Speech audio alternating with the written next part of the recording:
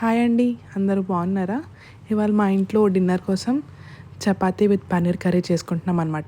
So paneer curry మీకు చూపిద్దామని చెప్పి ఈ వీడియో రికార్డ్ చేస్తున్నాను.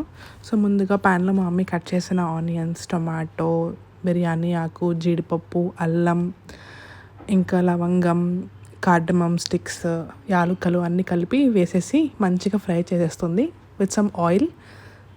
మంచిగా ఫ్రై చేసేసి అవి కొంచెం మగ్గేదాకా మంచిగా వేపించేసుకుంటున్నాం ఇక్కడ.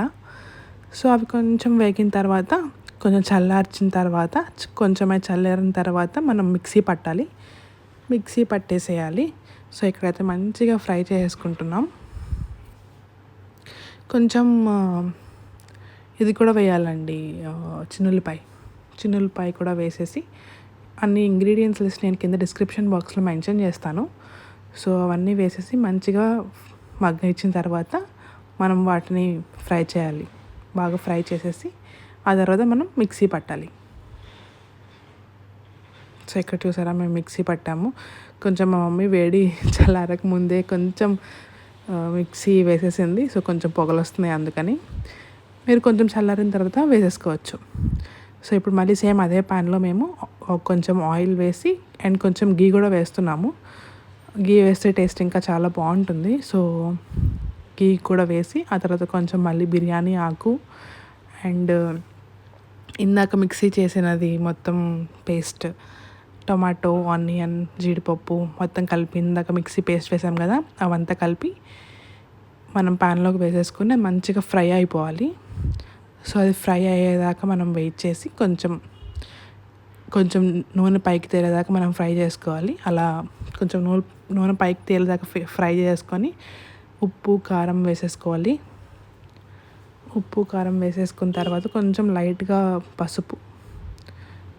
పసుపు కూడా వేసేసుకొని ఆ తర్వాత ఇంకా గరం మసాలా, జీలకర్ర పొడి, ధనియాల పొడి మన టేస్ట్కి తగ్గట్టు సరిపడా వేసేసుకుంటే సరిపోతుంది. ఇప్పుడు ఆ స్పైసెస్ మొత్తం ఆ పేస్ట్లోకి బాగా మిక్స్ అవ్వాలి. ఇక్కడ మా మమ్మీ జీలకర్ర పొడి వేసింది ఇప్పుడే.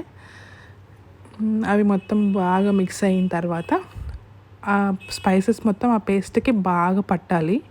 అది మొత్తం రోస్ట్ అవ్వాలి. ఆ పేస్ట్ మొత్తం రోస్ట్ అయ్యి ఆయిల్ పైకి తేలేదాకా. ఇప్పుడు చూసారు, ఇప్పుడు ఆయిల్ పైకి తేలింది. ఆయిల్ పైకి తేలేదాకా మనం దాన్ని రోస్ట్ చేసుకోవాలన్నమాట. సో వన్స్ అది రోస్ట్ అయిన తర్వాత కసూరి మేతి కూడా వేస్తే టేస్ట్ ఇంకా చాలా బాగుంటుంది కాబట్టి మా మమ్మీ కొంచెం కసూరి మేతి వేసింది. సో కసూరి మేతి వేసి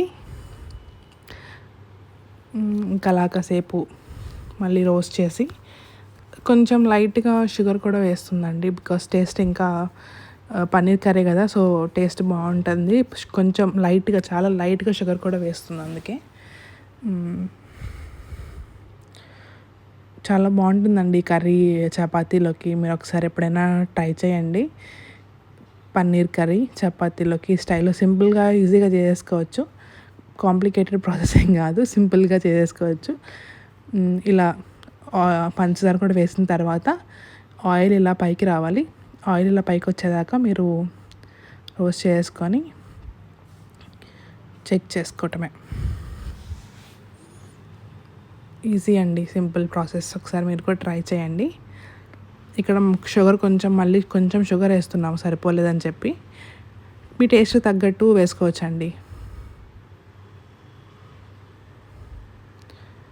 చాలా బాగుంటుంది, ఒకసారి మీరు కూడా ట్రై చేయండి.